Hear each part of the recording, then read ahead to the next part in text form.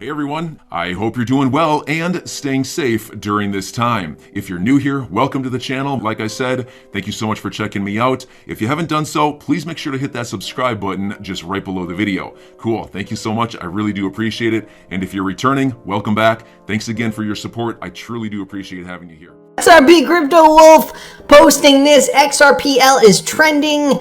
But look what else is trending, guys. The XRPL, 15,000 tweets, trending under technology on Twitter, and Trudeau for treason with even more tweets, 18.4 thousand tweets, trending under politics. Boy, is he sure having a hard time up in Parliament. Anyway, interesting because if you guys haven't heard, a lot is happening in Canada because of the protests that are occurring in Ottawa. They're spurring on many other protests worldwide involving these. And, you know, Canada's Prime Minister Justin Trudeau just yesterday said something super offensive to a Jewish member of Parliament, and I don't even want to repeat it, but look it up if you guys are interested. This is after they just said that they are going to now freeze, or rather they have the emergency capability to freeze Canadian citizens' bank accounts,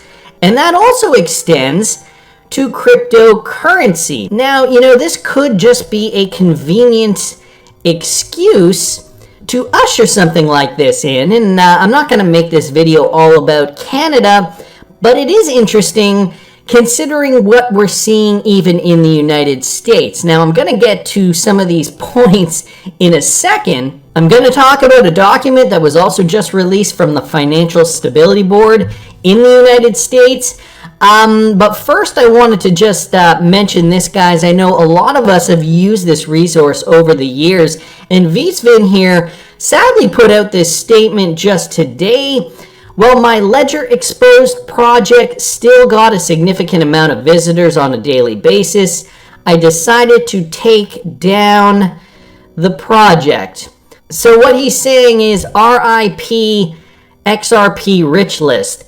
Upgrades were needed, and I simply don't have the time or the bandwidth to upgrade the project to offer a good user experience. So if you guys did not know what that was the Ledger Exposed, the rich list, previously the XRP rich list. It let you know based on how much XRP you had, where you ranked in terms of wallets holding X amount of XRP, if you were in the top 2% or 1% or 0.1%. But he's taking it down. I know I am very disappointed and upset about this. However, I do understand his reasons. He just says he doesn't have the time.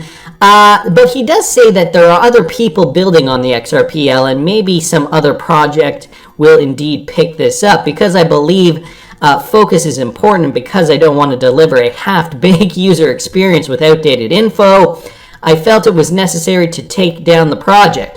I'm certain other developers in the ecosystem will pick up the project where I left off. Some existing websites showing statistics, XRPL services, and then he just gives a few other links here of some other projects that do work on the XRPL. Anyway, it was a disappointing statement. I was not expecting this morning. The number of people building on the XRP ledger has increased significantly since I built this project, he goes on to say. There are now plenty of websites offering even greater info and better user experiences when it comes to getting XRPL statistics. I think the one thing we really did like, though, was the XRPL rich list. See where we stacked up amongst other XRP hodlers. And so, I mean, I understand his reasoning. I do hope somebody else does pick up the XRPL rich list project, because I think it was very helpful. You know, when we're not feeling the best about our investment, it is still nice to see that we hold X amount of XRP, you know, bringing us up and, you know, giving us the feeling, bolstering our confidence when we see, you know, you're in the top 2 or 1% or wherever you land in that list. But I will link this tweet in the description, and if you guys want to add on to this thread, Maybe you can tweet to Vitsvin and give him your opinion. He is developing a lot of great new projects on the XRPL, so I do not begrudge him for his decision. I'm going to keep going though, guys. Crypto Eddie posted this. Now, this is Charlie Munger. He is the 90-plus-year-old vice president at Berkshire Hathaway. Here are a couple of clips of him talking about cryptocurrency. Listen to this. Charlie, crypto was another question that I got a lot of. I'll ask this one from Carl Moscatello, who says, crypto is a $2 trillion asset class. Are you willing to admit you missed something?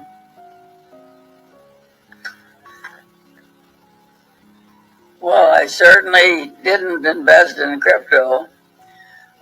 I'm proud of the fact that I've avoided it. It's like, some venereal disease or something. I just regard it as beneath contempt. Some people think it's modernity and they welcome a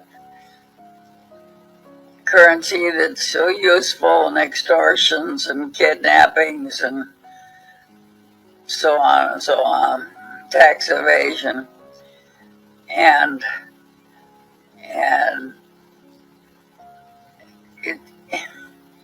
of course the envy, everybody has to create his own new currency. And I think that's crazy too, so I'm not having any. I wish it had been banned immediately. Ouch! I mean, the guy is 98 years old. I wonder why he's still working. But Crypto Eddie here, hashtag painful. I don't disagree. What an incredibly out of touch position to hold. So clueless. I mean, I'm going to give him the benefit of the doubt. He is probably, likely, hopefully, retiring tomorrow. But then I saw this one. Now, this is another clip from the same interview talking about the Federal Reserve and CBDCs, which essentially are digital currencies. This is the appropriate follow-up then. This comes from Micah Mysek, who asks, Mr. Munger, you've been warning of the evils of cryptocurrency in the past. How do you feel about the Federal Reserve preparing to launch a central bank digital currency? Do you think that this will be beneficial or harmful to the strength and resilience of our markets? No, the Federal Reserve could have a currency if they want one. That would be just we've got a digital currency already. It's called a bank account. The banks are all integrated with the Federal Reserve System. We already have a digital currency.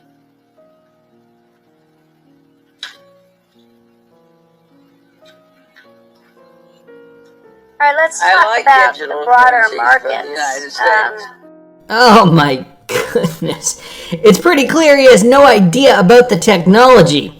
This coming from Andrew Zell. Munger and Buffett were never good at cutting-edge tech, just predictable business models and predictable cash flows. So, it's interesting because on the one hand, he says, cryptocurrency, it's likening it to a venereal disease. But when asked about the Fed's cryptocurrency, the CBDC project, he says, well, we already have a digital currency and, the banking system is already running on that.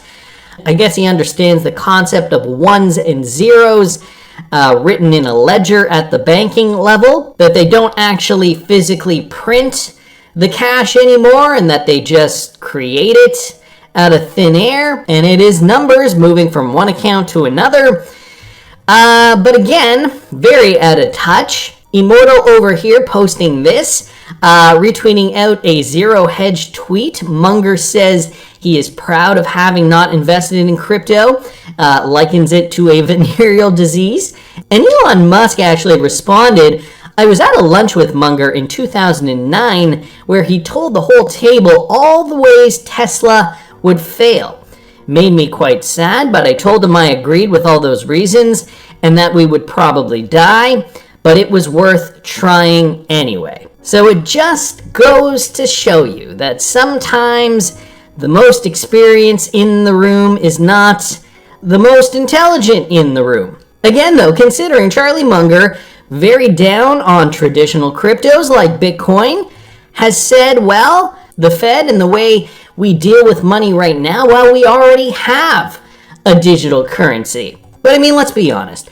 We're emerging from an old financial system into a new financial system, and the regulatory clarity, well, it just isn't there yet. JP Morgan is urging for regulatory clarity from the government. This coming from Michael at Val5Links. They're saying global regulation is urgently needed for banks to help clients invest in cryptocurrency. So these guys realize crypto is the future, and they are saying that we need that regulatory clarity and we need it now. Debbie Tonys is a JP Morgan executive, and she said that new rules are urgently needed to give banks certainty in handling crypto assets on behalf of large customers who seek exposure in the asset class. A growing number of large institutions, including hedge funds, are interested in investing and gaining exposure to crypto assets. According to Wells Fargo, cryptocurrency has entered the hyper adoption phase. So this is what's happening at the banking level right now.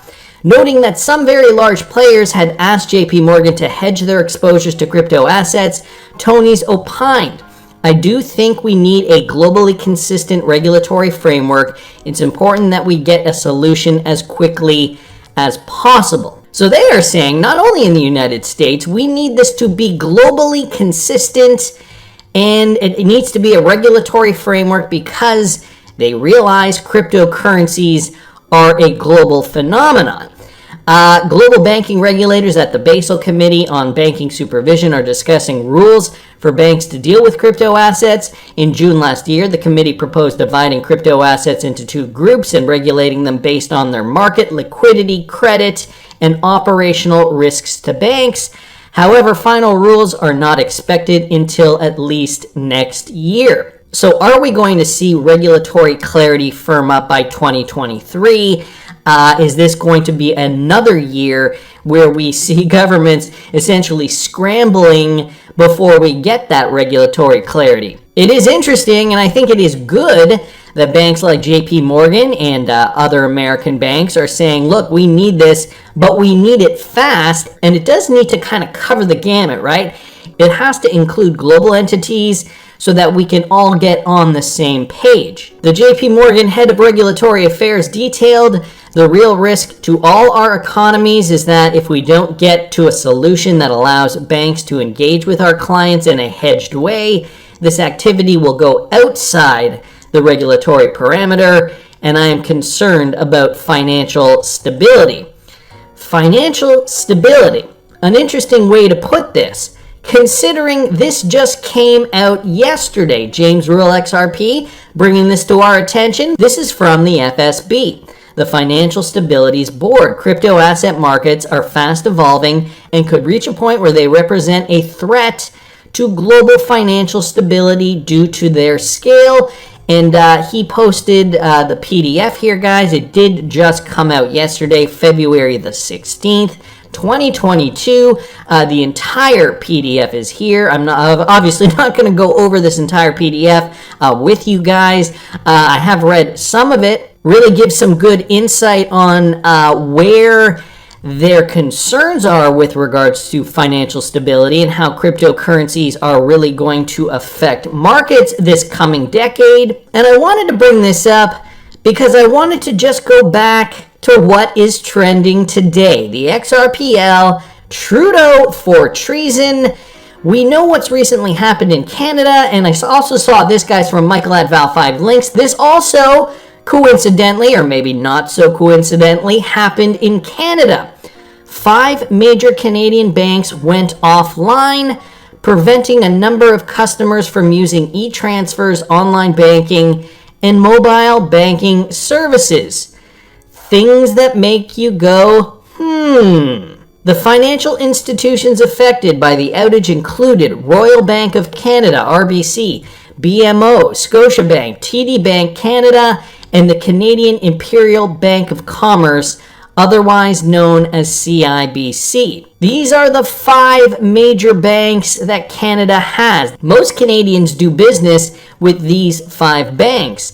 The number of complaints of people experiencing difficulty accessing their online banking peaked between 5 p.m. and 6 p.m. Eastern Standard Time on Wednesday, which was yesterday, while accounts of this issue are still occurring on Thursday, which is today, according to a report. And so here are just some graphs of, I suppose, outage reports in the last 24 hours. You can see it spiked. And banking teams are saying we are currently experiencing technical difficulties. This is coming from an RBC representative. Our experts are investigating and working to get this fixed as quickly as possible, but we have no ETA to provide at time. We appreciate your patience. This is happening in Canada, guys, right after Chrystia Freeland, the Deputy Prime Minister of Canada, announced that the Canadian government could freeze its citizens' accounts if they were suspecting that they were supporting this in Ottawa. This also coming on the heels of this, and this is why I go, Canada must build a framework to make crypto as safe as our financial system. This coming from Carolyn Wilkins. If done well, it can achieve benefits of financial innovation for households and businesses and avoid buildup of systemic risk. This is talking about crypto and how they see that it needs to be regulated in a new financial system. Maybe it's because it reminds me of the Wild West, conjuring up images of bandits and lawlessness. Unfortunately, that's not a stretch. So they are saying there needs to be a crackdown on cryptocurrency. The crypto market has exploded from just $16 billion 5 years ago to $2 trillion today. There's reinvention too. The crypto ecosystem is challenging the financial system, which, for all its strengths, is also often inefficient, expensive, and exclusive. Some of the pioneers have Canadian roots, like Vitalik Buterin, and also, just as a side note, Changpeng Zhao. We need to sort out what differentiates a bandit from a law-abiding pioneer to achieve the benefits of financial innovation for households and businesses and avoid the buildup of systemic risk. So, a direct threat towards the crypto ecosystem in Canada. Why am I not surprised considering what is happening in Canada today? Now, we're seeing this on both sides of the border. And just to put this into perspective with regards to the Financial Stability Board's document here, Matthew Lany also brought this up, an assessment of risks to financial stability from crypto assets. Again, this from just this month, February 2022. It's a threat, he says, because they can't control aspects of this new technology. And so he's just posting some screen grabs here of the report, some metrics available, some charts here. And again, I will link the PDF in the description of this video if you guys want to peruse. This is what I wanted to bring up, though. The FSB and other standard-setting bodies are already working to address threats associated with so-called global stablecoins. The FSB will continue to monitor developments and risks in crypto asset markets based on the framework published in 2018. In 2022, the FSB will also explore potential regulatory and supervisory implications of unbacked crypto assets, including the types of actions FSB member jurisdictions have taken or plan to take to address any associated financial stability threats. So they are looking to really crack down on this, examining the regulatory gaps and challenges that may exist, including those that arise from the cross-border and cross-sectoral nature of crypto assets, will be a key element of this work. The FSB will also continue to monitor and share information on regulatory and supervisory approaches to ensure the effective implementation of its high-level recommendations for the regulation, supervision, and oversight of global stablecoin arrangements. So it is not just exclusive to Canada. The United States also catching on, just putting out this report yesterday, or rather the Financial Stability Board has just put out this report yesterday, assessment of risks to the financial stability from crypto assets, guys. We are finally emerging into this new financial framework. It is happening slowly but surely. Just the other day, I did a video. In the video, somebody posted a sign that they saw at the bank that the Fed had put a stop. We don't know if it was temporary or not, had put a stop on printing new currency, and so they were not able to give a large amount of currency at that time. And if you guys didn't see that video, I will link it up here in the top right-hand corner. This is all coming to a head, guys, a new financial framework and the global reset. Could it be? Disclosed TV also posted this. Klaus Schwab's World Economic Forum says the beer flu pandemic has led to a heightened focus on the power of medical data, specifically so-called V-passes. These passes by nature serve as a form of digital identity. I am not kidding you guys. This is a new document from the World Economic Forum from just this month, February 2022. And that's indeed what they are saying. Integrating this with telecommunications, healthcare, financial services, food and stability, travel and mobility, humanitarian response, e-commerce, social platforms, and e-government. Do we really want this to be our future, guys? And is it happening before our eyes? I mean, if the XRP rich list was online, we could see how much XRP we hold compared to the rest of the world and where we rank in terms of XRP hodlers. The good news is we know many people still aren't even privy to the benefits of cryptocurrency. And it's only really a small amount of people, whether you're in Canada or the United States or anywhere else, that hold cryptocurrency compared to your nation's population. So I'd say we're still in the 1%. Keep hodling because I think this is our hedge. I'm your guy. I will keep you posted. I'm your advocate. I'll be back on a daily basis, usually multiple times per day, with these videos to keep you updated with everything going on. So I hope you enjoyed the video. If you haven't done so, make sure to hit that subscribe button. Feel free to share any of my videos with your friends, family, social media, or anybody who may care to listen. Thanks so much for your continued support. I'm always here for you. I want to help you through this time. So thank you so much for continuing to choose me. Enjoy your day, stay safe, and I'll catch you again probably in a couple hours. Thanks, everybody. See you later.